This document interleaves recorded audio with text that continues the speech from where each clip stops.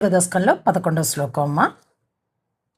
ఆ తపస్వి చేత అతడు గౌరవించబడలేదు.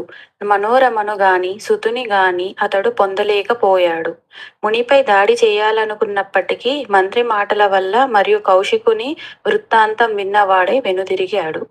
నమానితస్తేన తపస్వినాసా నమానితస్తేన తపస్వినాసా మనోరమా నైవ సుతంచ లేభే మనోరమాం నైవ సుతంచ లేభే ప్రహర్తు కామోపి మునింస మంత్రీ ప్రహర్తు కామోపి మునింస మంత్రీ వాచా నివృత్త శృత కౌశికోభూత్ వాచా నివృత్త శృత కౌశికోభూత్ నమానితస్తేన తపస్వినాసా మనోరమాం నైవ సుతంచ లేభే ప్రహర్తు కామోపి మునింస మంత్రీ వాచా నివృత్త శృతి కౌశికోభూత్.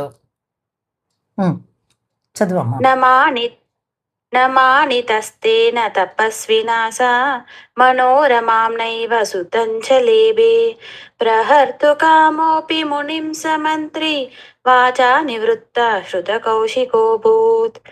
నమానితస్తేన తపస్వినాసా మనోరమాం నైవ సుతంచ లేభే ప్రహర్తు కామోపి మునిం సమంత్రి వాచా నివృత్త శృత కౌశికోభూత్.